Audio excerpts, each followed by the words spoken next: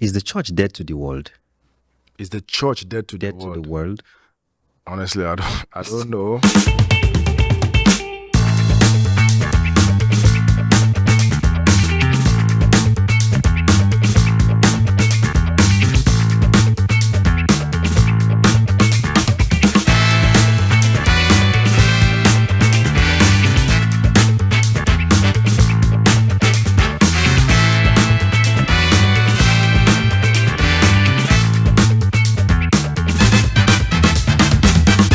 Hello everyone, welcome back to B's Corner Podcast. It is your guy Biama Joseph, aka B, and I still have with me my guy Rampi. That's right. Yeah, so today we're discussing the subject of strengthening our faith in a world that rejects God. Yeah. So we started by asking, is the church dead to the world? Because you see, we live in a world today where the church is almost irrelevant, quote and unquote. I get you. Yeah, because now, like you said, the world is trying to cancel the church. People can no longer stand you identifying with the church. People almost cannot find a reason why the church is even important. People will tell you, I have what I need. I can work hard. I make 6 figures. I earn in 6 figures. I'm comfortable. And the church didn't give me that. So it becomes like a basis for people to say, well, What do I do with the church? What do I need the church? Yeah. I'm sure you've come across these narratives. Yeah. How did we arrive there? Let me speak first from our own perspective. The truth is that the church is still the light of the world. And that is an identity that is given to us by the divine. Yeah. Right? But the church needs to recognize and rise up to the responsibility of that light. Arise, shine is a command, for your light has come. You see, so in order for us to be able to shine in a world that is full of darkness, we must take responsibility and arise. That's what it means. Yeah, Wow. That's exactly what it means. But one thing I've also noticed is, from my own personal experience, I've had situations where I'll find myself in a particular circle and it looks like your presence is a judgment to them. They don't feel free to do the things. So I think that that's also in a broader sense what the presence of a church does to a society or a community of people who actually hate the church. When you look, I'm sorry, but I just have to cite America go ahead. As an example, because America has a great influence in the world, whether we believe it or not, whether you hate it or not. It has a great economically, religiously, and otherwise. All right. So, there was a particular point where they had they removed the Bible. From schools. You know that is not without its repercussions. That's true. And there was a reason that pushed that, And then at a point, you began to see them how they started introducing drag queens and even people dressed in satanic attires. To now come. So you keep wondering why an entire country kick the Bible out of the church and then, out of the schools and out of the community. In fact, a country that was built on the foundation of the Bible, right? Exactly. So somebody made an observation that was very brilliant. He said, why would you remove, if you remove the Bible, if you don't rather remove the Bible from the schools, you wouldn't need to be putting them in the prisons. Wow. Meaning the reason why the prisons are getting full is probably because you are removing the Bible from the schools. All right. So this is, oh my God. Yeah. So you see, now turning our backs against the church, what is supposed to be the ground and the pillar of truth, paves the way for deeper and deeper darkness. Exactly. Yeah. So the darkness so overwhelms us in our world today, so much so that we are unable to even see that we're missing out on the truth that we're saying. So you spoke about the church being the judgment, standing as a judge, like being in your presence, being a judgment. It's a perceived judgment. It's a perceived judgment because the church, because of what you represent. Yes, exactly. Right? Yes. Now, let's talk about, because this podcast is addressing or speaking directly to young people who may have found themselves in that space where they're saying, look, this church thing, it doesn't seem like it's making any sense. It doesn't seem like it's adding to my life or what I'm becoming. So people today have put every of their strength and their energy on the work that their hands can produce and the wealth that they can gain. I want us to speak specifically on how people now in our day, young people believe that they can walk their way to prosperity, to relevance, to success, to what have you, right? Forgetting that whatever it is you ever become has to have its foundation in God, in his word, which the church represents. Yeah. Have you found yourself in that place where you thought, look, I can walk my way around this life. I don't need this church thing. I really don't need this church thing. Besides, the more I stayed in the church, the more broke I became. Have you found yourself in that situation? Yes, actually, yes, I found myself in that situation, but I'm glad that mentally I grew out of that situation too, because everything boils down to conviction. And you see, conviction is not something rather that an individual gets by only going to the church. Please, mind you, I said only going to the church, because going to church is very important. Yeah. It's very necessary. Some of us, we gained certain level of mastery and spiritual prowess because of the kind of churches that we attended. So there's an advantage. But conviction is actually gotten by your own personal disciplines to be able to grow personally and spiritually. I said everything boils down to conviction, and then I'm explaining how you need to get this conviction. You have to know that it's not enough for you to just go to church alone. Yes. You have to create a discipline of your own personal prayer, your personal study, the exercise of your faith, and all of that. Think about a situation like that. Imagine that we're sitting down here now, and then an inferno of fire is coming towards us. What do you think will happen? You will run in the direction of your greatest conviction. Sure. If you have a conviction that the fire will not destroy you will sit. But if your conviction is that the fire is going to consume you, what would you do? You will run away. Yeah. It's exactly one of the things that happen. And the reality of life is that the infernos of life, they continue to come at us every single day, whether you are prepared for it or not. So we run in the direction of our greatest convictions. It's always, that's one of the things that which happens. is mostly our quote and unquote understanding, smartness, how we can work our way around life. And all of that. Yeah, and all of that. But it doesn't seem to be working. Of course. Because you find a young guy who is successful in his, field of endeavor. He's smart, he's all of that.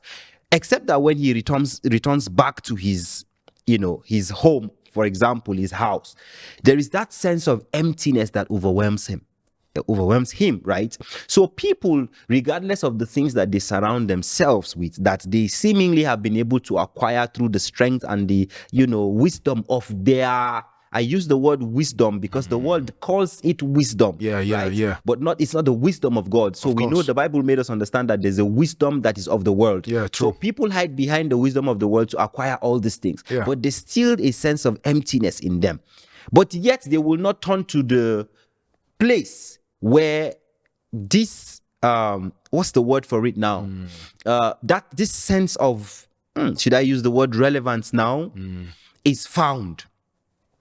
Listen, in one of the episodes we had a conversation around the damage that the church has done to young people. Yeah, the mindset of a lot of young people. Yeah, how the church has affected the mindset of the young people. And I remember you saying something around what are the messages that we teach in this church? Because theology determines desire. Desire determines experience. So if I'm hearing a sound, have to break that down. Yeah, if I'm hearing a sound theology of truth, what happens is that it raises a corresponding desire to experience that truth. Whoa. That's one of the things that happens. Yes. Do you know that inherently in the heart of every believer is the desire to know the truth? That's right. That's why if you find yourself in an environment where you hear truth the way you've never heard before, you may not mentally understand it, but there's a witness. Thank you for doing this. There's a witness in your spirit that tells you that what you are hearing is true. Now, let's not lose track of the fact that we're talking about how to build conviction, right? Yeah. In a world that already rejects God. Because let me tell you something. We cannot change the world by becoming like one of them. Wow. That's one. Yes, that's so good. Yeah, that's so good. You can't. Yeah, you can't remove darkness by being dark. No. It's not, you can't. You get. So, yes, you have to be the light. You have to be the light. The Bible says anything that makes manifest is actually light. Is light. So the power to reveal or to shine light in the midst of darkness is the gift and a prerogative that only the church actually has. So what we're talking about here is that how does a believer now stand and cultivate this personal conviction? Because one thing you must know is the world always wants to lead you away from your God. Definitely. They want to lead you away from your conviction. Always. And they are ready to paint their level of success and, like you said, wisdom to your face and tell you, look, if you are ready, just give up all this thing. Give up your faith, give up going to church, give up all this morality, give up all these standards, and you can have all this. And you realize that it's the same game of temptation that was played for Eve, the same game of temptation that was played for Jesus, you know, in the wilderness and all of that. Let me tell you, a guy almost, like I'm saying very literally, that guy almost got me to abandon my faith in God. Convince you out of your faith. Convince me out of my faith in God. What happened? I got this gig to do a job with an organization, an international organization. I won't mention names. It's a field work. So that's the same place where I met someone I mentioned in one of our episodes that we had a conversation with. I met this guy. Now, I didn't know that this work had to do with interacting with people who were homosexuals. I didn't know. In the initial stage, when the guy spoke to me about the job and offer, he didn't tell me that we're going to be working with a group of people who were homosexuals. That caveat was not revealed. It was not revealed, of course, until I arrived at training and I heard the people training us, reciting it almost all the time. And I was like, what have I got myself into? But fast forward, right?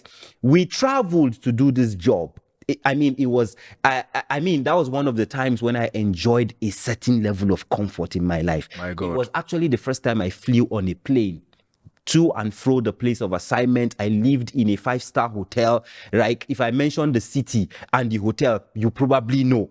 And the money that was paid me in that was a good amount of money. So I sat to a conversation with these people who were obviously gay guys themselves. They were homosexuals. And we're having conversations back and forth. And that guy said something. He said, listen, that the world is kicking against this whole homosexual thing. But have you ever sat down to think? Have you ever taken a stock of the people around the world, prominent people around the world that the world celebrates today? He said many of them, if not all of them, are homosexuals. He said if you're looking for some of the most intelligent group of people, you find them among the gay community. If you're looking for some of the most industrious, successful group of people, you find them among the gay community. He went on and on and on and on. Now, there I was as a young Christian, sitting around comfort, a level of comfort I had never enjoyed in my life. What do you think would have been going through my mind? Immediately, I thought to myself, oh boy, this thing seems to be true, because all of them sitting there were gay guys, but they were balling, my guy. So you see, we're talking about strengthening conviction and faith in the world that rejects God. It is easy for a young believer whose mind has not been formed in the knowledge of truth to sit around comfort and easily give up their conviction. We have them today. Today we talk about our young girls. Right? Nothing against the young girls, but we talk about our young girls who will not date Christian guys, who will not, agree to start building life with a guy who obviously doesn't have anything, but give themselves cheaply to guys who will throw money around them. But they know that those guys do not have a relationship with God. They don't even want to hear anything God. So you see, the world that we live in makes it even increasingly difficult for a young believer to stand in the place of faith. What would you say about that? I don't know if you found yourself in that place like I have found myself. No, I've not been surrounded by homosexuals. I have. I'll tell you the truth, I have. All right. So for the first time in my life, I thought to myself, oh boy, am I sure I'm a man? Are you sure I'm not a woman? I'm very serious. I'm very serious. Go ahead. Money almost made you deny your sexuality. God, money almost. See, I'm very serious. I am very serious. I thought about it. Okay. I thought about it. What was the question you asked me? I know. So have you ever found yourself around a situation where you second-guessed your faith in God? Yeah, no, the idea there is that, you see, these people are wise in their own world, so much so that one of the things they do is to exploit your vulnerability and your weakness. But beyond that, your proclivity as a man to have certain natural desires. money, luxury, and all that. It's natural. It's natural. You spoke about the fact that it was your first experience of flying an aircraft. That was the first time I flew on a plane. You experienced a level of luxury that. My God. Already they had penetrated your soul. Thank God they didn't penetrate your that scene. Yeah, we can. I'm sorry, man. It sounds crazy.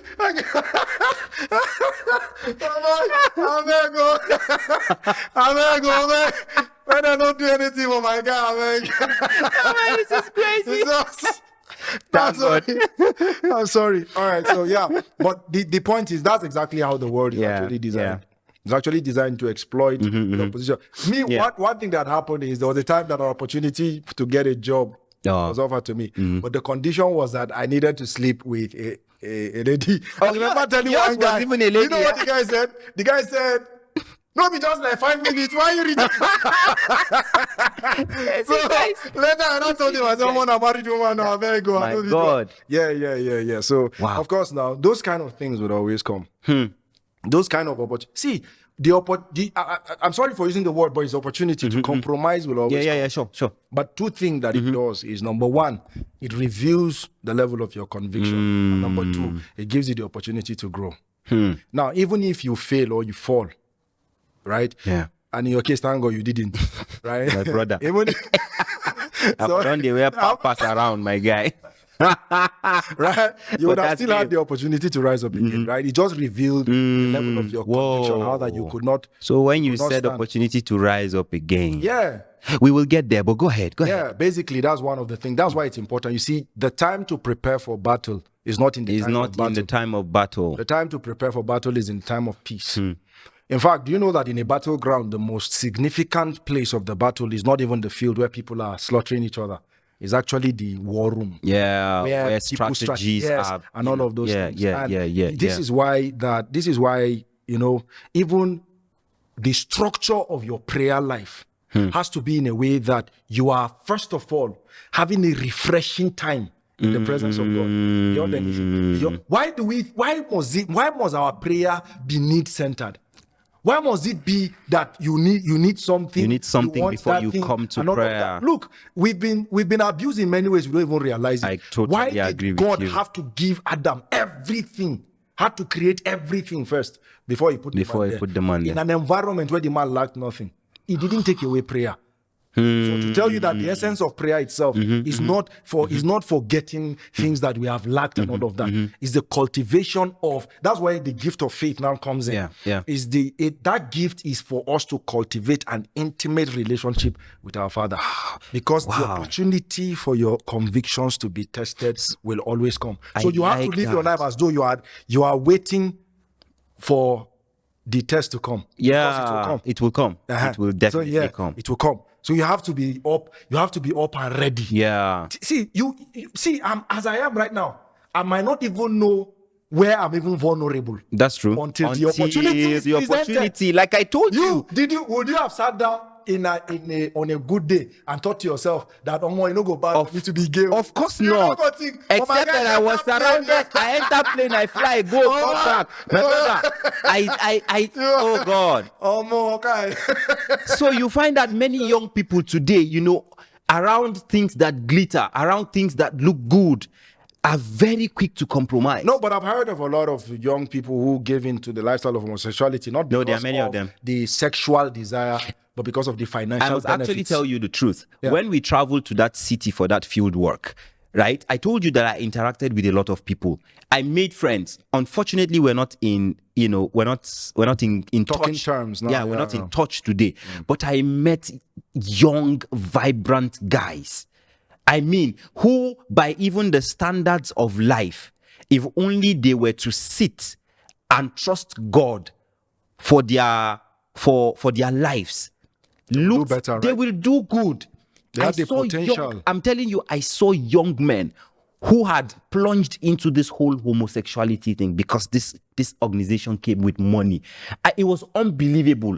I experienced something I had never experienced in my life. I tell you, there I was thinking that every young guy who was working with us was a field agent like me. who was recruited to work. Little did I know that somewhere at some point in the training, every one of them confessed to being gay because of what they had to gain. Now, let me tell you, the consultant who was in charge of that job came in from America. Before he left, he asked me out that he wanted me to enter into a relationship with him. I tell you, I'm telling you now, a white guy, it was put on the table that if I accepted, I would be flying back to the United States with him. Imagine how I felt coming out from a home that was struggling. Remind you, it was the period when I lost my dad. Oh boy. When everything had come pressure to was there. The pressure was there. So imagine. Now, we're not saying that this, like you said, the pressures are real and they will always come. The opportunities to, like you call them, opportunities to compromise will always come. Now, that's where the true test of your the capacity conviction and the your conviction capacity, that's yes. been built. But you know what? Think about it. This guy that wanted to take you to the US, only for you to turn into the lifestyle. Don't you think you are giving more than just the lifestyle? Of Don't you course. think? I feel like these people know what they are getting from Don't you. they know? No, all they they do. Think All you are they do. sacrificing. All they for them. do. So if not, because let's not talk too much on So you will always, for you who is compromising, you're always giving more. You're always giving more than what you think you're gaining. So the money, the comfort, the luxury is But what nothing. are they taking away from you, my bro? My dignity as a man. Everything, your life, literally. So we have. For another man I mean, there are people who are in that. There are people who are in that situation who can no longer look in the mirror, look at themselves in the mirror, and call themselves men anymore. No. Many of them have lost their lives. Not because we're not trying to mock, particularly because there are people that are generally actually struggling. I've had the opportunity where somebody who he said when he was young, his uncle introduced him to his lifestyle. Him, yes, molested him, and then he said when he grew again, he found himself struggling. That all of a sudden the desire came and all that. While he was talking to me, I had to move inwards to have a conversation with myself. What do I really tell this guy? So one of the things I realized is that we need to be careful. The heterosexual orientation of sex is not necessarily different from the homosexual orientation of sex. Okay. In a sense, what I mean is that immorality is immorality. It doesn't matter whether it comes in the form of homosexuality or heterosexuality. So don't think because the guy is a homosexual, you are sleeping with a girl that is not your wife. It's not your wife. Yeah. Or you are sleeping with another person's wife. Or people that do that, men and get liver. But anyways, But the point is that you are still a slave to a sexual desire. Yeah. So I had to approach it to the guy from that particular perspective. I didn't make it look like the homosexuality is such a great sin that is above any other sexual immorality. Like even masturbation and pornography and all of those things. Amazingly, now that you said, sorry to cut you short, now that you said you had to take an approach. Listen, when I found out, I told you that when I was recruited to do that job, I don't know why we're still on this job and I don't know why. Honestly, maybe I still don't know. Maybe someone needs to hear it. Well, okay. When I was recruited to do this job, I told you I didn't know what the whole job was all about. Then when you hear NGO, you are excited. It was many years ago. You are excited. There's money in NGO. Yeah. But when I got in, I now realized, look, when I realized, the first reaction was to get up and leave. I wanted to leave. I think that may have been one of the earliest times I felt a deep conviction that came from God to remain. Because suddenly, almost immediately after that experience, I started encountering people who were struggling with those things. And I had to have those conversations. And you didn't really orchestrate the meeting, right? No, I did. No, Exactly. I didn't, right? So the conversation is strengthening our faith in a world that rejects God. Look, the truth is that the world we're living in today is dark. The world doesn't want to hear anything God. But as believers, it becomes very, very important for us to grow to the place of maturity, especially because we have been called to be the light of the world. Yeah. So of necessity, our light must shine to conquer these places where darkness has, eaten up. So finally, what would be your closing thoughts on these conversations as we wrap it up here? Yeah, I'm still going to say the same thing that I've been saying before, that everything boils down to your personal conviction. And building conviction is about your personal cultivations. Yeah. It's not, you don't sublet it or subcontract it to somebody else, Yeah. right? It's not like a prayer point where you write down, give to another pastor to pray for you. Yeah. And all of that. That's You not how have it to works. work it. This is one day at a time. You have to work it out. You have to also be patient with yourself. And don't condemn yourself where, I said the thing about confrontations is it reveals your conviction. True. Now, even if you fall, you have the opportunity to rise up again. So when you fall under such conviction, and I thank God you didn't fall. So I'm really grateful to God that you didn't. I think I would have been looking at it in a very different way, man.